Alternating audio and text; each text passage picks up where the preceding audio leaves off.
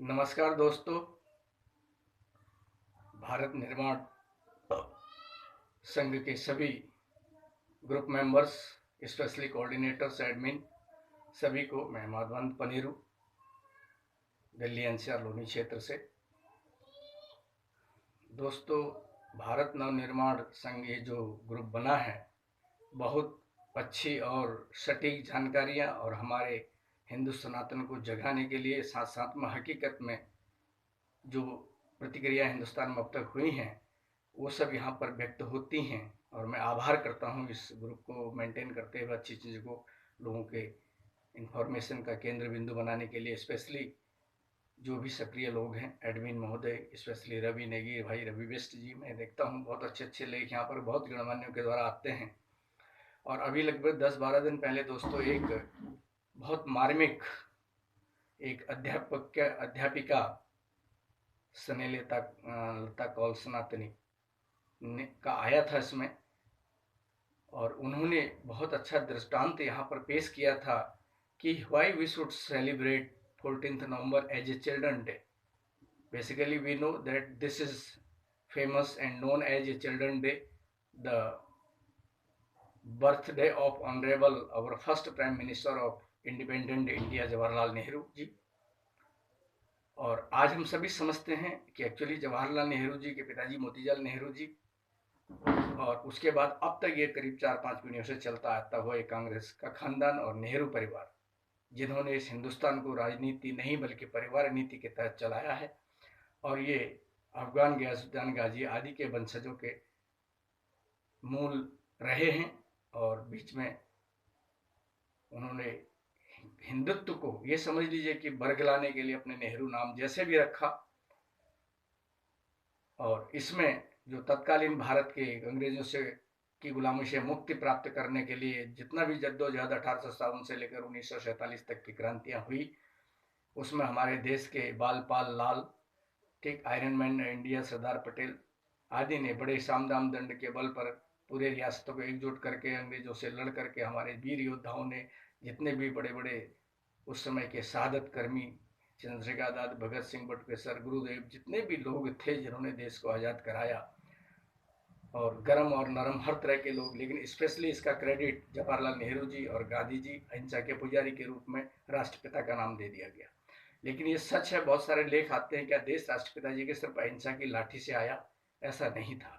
ठीक, ये सच है। उन्होंने अफ्रीका में बैरिस्टर बनते हुए जब ट्रेन से उतारा गया, उनको लात मारी गई तो प्रण लिया, डिटर्मिनेशन किया, और उसको अपनी बैरिस्ट्री के एजुकेशन के हिंदुस्तान में लौटने के बाद परिकल्पित करते हुए 190 साल के शासन के बाद अंग्रेजों को यहाँ से भेजने में कहीं न कहीं कामयाब हुए, जिसके लिए हम वंदन करते हैं, नमन करते हैं। लेकिन देश को सशक्त बीड़ा उठाने वाला एक आयरन मैन, लौह पुरुष और स्ट्रॉन्ग लीडर चाहिए था, लेकिन वो कमान उस समय सरदार पटेल को मिलने के बजाय रणनीति के तहत, षड्यंत्र के तहत रातों रात में जवाहरलाल नेहरू जी को कन्वर्ट हो गई। हिंदुस्तान में हिंदुओं का अपना देश होते हुए, सनातन धर्म का राष्ट्र होते हुए भी, यहाँ पर जो अल्पसंख्यकों के लिए या बहुमत या मुगल शासन या मुगल धर्म और संप्रदाय से जुड़े लोगों के लिए जो बार बार एक सहानुभूति का कॉर्नर दिया गया, फिर धीरे धीरे आज़ाद भारत में जितने भी अति लोगों को उनको स्पेशल दर्जे और रिजर्वेशन और ये सब चीज़ें दी गई, जिससे देश खोखला होता गया, पतित होता गया, और धर्म संस्कृति डाउन होती गई, सनातन हिंदू की जड़ें कमजोर होती गई। मैं स्नेहलता सनातनी कौल अध्यापिका का वंदन करता हूँ। उन्होंने पूछा है कि 14 नवंबर को हम क्यों ना गुरु गोविंद सिंह के बच्चों के रूप में बाल दिवस न मना करके उनके शहादत दिवस के रूप में बच्चों के नाम पर मनाएं। हम सभी जानते हैं गुरु गोविंद सिंह सिखों के 10वें गुरु, ठीक, जिनको मार दिया गया, उनके सामने उनके बच्चों की दीवार में चिना दिया गया, उनकी शहादत दे दी गई। और उससे पहले 9वें गुरु गुरु गोविंद तेग बहादुर सिंह जी को दिल्ली लाया गया, पिंजड़े में कैद करके। उनके सामने मुगल शासकों ने उनको मुगल शासन और मुगल धर्म अपनाने के लिए बाध्य किया, लेकिन उन्होंने नहीं माना, ठीक, नहीं माना। उनके सामने जलती कढ़ाई में, रुई में, आग में आरी से चीनकर कई ऐसे काम किए गए, उनको डराया धमकाया, थ्रेट दिया गया, लेकिन उन्होंने अपना सनातन धर्म, सिख धर्म जो प्रेरित था, उसको नहीं स्वीकार किया, तत्पश्चात उनको अपने शीश की बलि देनी पड़ी और वो शीशगंज गुरुद्वारे के नाम से आज भी पूजा जाता है। हम सब सिखों के 10वें गुरु के नाम जानते हैं। प्रथम गुरु गुरु नानक देव जी थे। ठीक, तो इन सब के बावजूद भी 10वें गुरु गोविंद जी ने अपनी शहादत को दिया, अपने बच्चों को संतान किया। स्पेशली वो अध्यापिका ने कहा भी है कि हाँ 21 से लेकर 29 दिसंबर के बीच में उन्होंने अपने पूरे परिवार को देश के प्रति न्यौछावर कर दिया। लेकिन आज हमारे इतिहास के पन्नों में वो चीज़ें, गुरु गोविंद सिंह, गुरु नानक देव, गुरु मणिदास, गुरु हरिकिशन या गुरु तेग बहादुर कहाँ हैं? ठीक, कुछ चुनिंदा नाम रह गए। 1400 साल तक मुगलों ने देश को शासन करके जड़ें हिला दी, पूरे हिंदुस्तान का नाम परिवर्तन कर दिया। उसके बाद 70 साल से वो एक व्यक्तिगत परिवार का शासन हो गया, सारे उन्हीं के नाम से प्रॉपर्टी, रोड रोड जितना भी हो रहा था इंफ्रास्ट्रक्चर वो हो रहा था।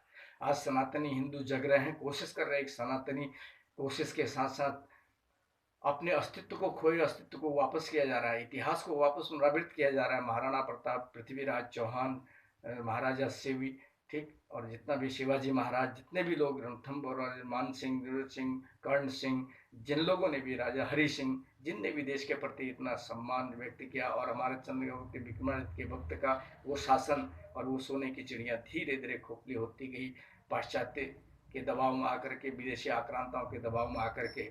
और आज हम लोग उन्हीं के दबाव को, जिन्होंने हमें दबाव कुचला इतने सालों को, उन्हीं के इतिहास को पढ़ते हुए हमारे बाल बच्चों को पाश्चात्य एजुकेशन सिखा के खुद हिंदू सनातन को बर्बाद करने की कोशिश है। अभी 2 दिन पहले बहुत ही दुखद और एक ऐसा दृष्टांत आया कि saint Mary school Gohana Chandigarh Haryana से मर्यादा पुरुषोत्तम भगवान श्री राम की लीलाओं का वहाँ पर एक व्यंग्यात्मक प्रदर्शन किया गया, खिल्ली उड़ाई गई। वहाँ पर उछल कूद करता हुआ 1 2 3 करके सीता को रावण की गोद में यूँ किया जाता है, अट्ठाली कर रहे हैं, हंस रहे हैं। राम लक्ष्मण के पात्र को यूँ दिखाया जा रहा है, हम यहाँ किस लिए आए थे, हम किसको मारने आए हैं। ये क्या मतलब है?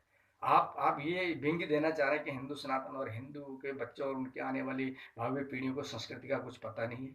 हम वहाँ पर इंग्लिश में चले जाते, अपनी मातृभूमि को वंदन नहीं करते। अंग्रेजों ने जो काम किया, उन्होंने हिंदुस्तान की संस्कृति की जड़ें हिलाई, क्योंकि वो कहा गया है कि अगर हिंदुत्व को और सनातन संस्कृति को खत्म करना है तो उनके एजुकेशन सिस्टम, उनकी गुरु आश्रम प्रथाएं और उनकी इन चीज़ों को खत्म किया जाए। हम कॉलर खड़े करके बड़े शौक से अपने बच्चों को इंग्लिश मीडियम और स्कूलों में पढ़ाते हैं, पाश्चात्य चीज़ें याद करते हैं हम। ठीक है, प्रेम का प्रतीक चाहे शाहजहाँ का ताजमहल हो, या हम जितने भी ग्रैंड ट्रंक रोड किसने बनाई इतिहास में, तो अपना लाल किला किसने बनाया, ये सब चीज़ें भी हम पढ़ते हैं। जितने मोनूमेंट आगरा के या क्या है, और जितने भी चीज़ें, चाहे वो हैदराबाद का हो, जयपुर का हो, वो चीज़ें हैं। जबकि सवाई मानसिंह और राजस्थान राजाओं का, रजवाड़ों का इतना महत्व स्थान, उस इतिहास को हम भूलते जा रहे हैं, और हम इंग्लिश इतिहास को और हम मुगल इतिहास को हमारे बच्चे याद करते हैं। ये विडम्बना है।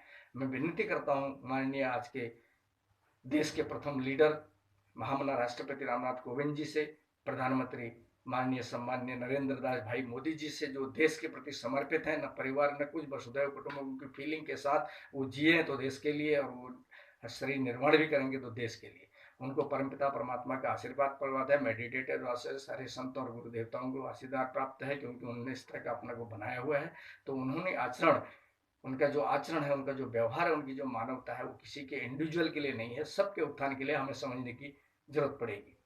तो मैं उस स्कूल ने, जो saint Mary school Gohana Chandigarh Haryana ने जो ये किया, बहुत कलंकित एपिसोड, और हम लोग, हम पेरेंट्स गार्जियन होने के बावजूद हम तालियां बटोरने को ही या ऐसे स्कूलों में बच्चों को भर्ती करते हैं। एक कुछ दिन पहले ऐसे गुड़गांव की इंग्लिश स्कूल में हुआ था, वहाँ पर हिंदू सनातन को वोट न देने, हिंदू धर्म को या हिंदुओं को भी या वोट न दें, उनके सनातन को कमजोर करने की ट्रेनिंग दी जा रही थी।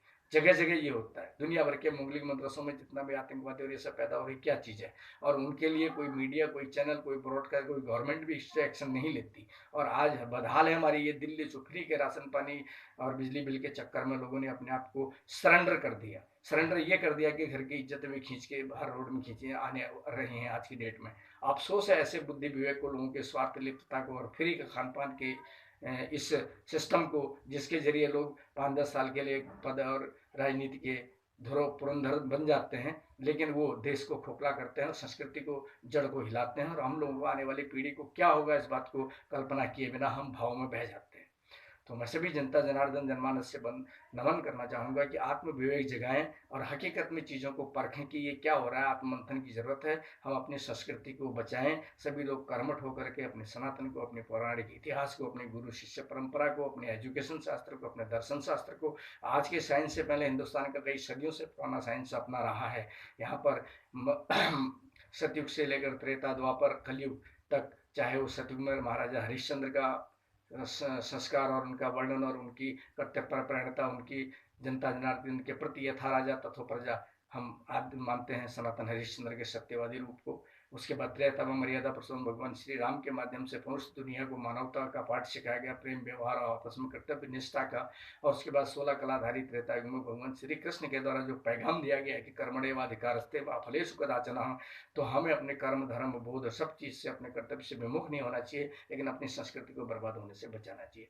कलयुग कली कालखानों का युग है, साइंस का युग है, टेक्नोलॉजी का युग है, हम मानते हैं, लेकिन इतना बड़ा नहीं है कि जाको राखे साइया मार सके ना कोई। Everything is possible with science, but everything is destroyable with almighty also. हमें कभी विधाता के इस सिस्टम को चैलेंज नहीं करना चाहिए। हमें ब्रह्मा विष्णु महेश के इस सिस्टम को कहा गया गॉड, गॉड जनरेटर जो जनरेट करता है, ऑपरेटर जो लालन पालन करता है विष्णु जी, जो जनरेट करता है भगवान ब्रह्मा जी, और जो डिस्ट्रॉयर है, बैलेंसिंग कर रहे हैं ये इस लोक और परालोक के बीच में आत्मा और शरीर का, वो भगवान शिव। तो इन तीनों के सानिध्य से ये दुनिया चल रही है। और ये कलयुग जो है कार्य कारखाना और टेक्निकल एक अच्छा युग है, एक समय युग है, हमें पहचानना चाहिए। हम लोग अनपढ़ होते हुए शायद संस्कारों को समझ पाते थे, लेकिन आज पढ़े लिखे, डिग्री मेडल सब कुछ होने के बाद, हाई टेक्नोलॉजी सामने होने के बाद, हम लोगों ने खुद को पहचानना, अपने इंसेस्टर को पहचानना, अपने जनप्रतिनिधि को पहचानना, अपने सम्मान मित्र बिरादरी इन चीज़ों को पहचानना बंद कर दिया। हकीकत को सोचे बिना हम लोग स्वार्थ लिप्सा में जा रहे हैं। कहता है ना कि ऐसाम विद्या तपो न दानम ज्ञानम न शीलम गुणो न धर्म ते मृत्यु लोके भू भार भूता मनुष्य रूपेण मृगाश्चरंती। हम इस दुनिया में अगर मनुष्य रूप में आके मृग की तरह ही विचरण कर रहे हैं, अगर हम अपना बुद्धि विवेक बल का इस्तेमाल नहीं करते, आत्ममंथन नहीं करते, हम प्रेम की भाषा यूज नहीं करते, दूसरे को सम्मान नहीं देना चाहते। इस देश के लिए कहा गया कि यत्र नार्यस्तु पूजनते रमनते तत्र देवता, वो महागौरी का स्वरूप और वो नौ देवियों का रूप माँ जगदम्बा, और जहाँ नारी सम्मान की प्रतीक होती है, अगर हम उसका उपहास करते हैं, उसके चरित्र का, उसका सम्मान नहीं करते, तो वहाँ पर देखो कैसे होगा।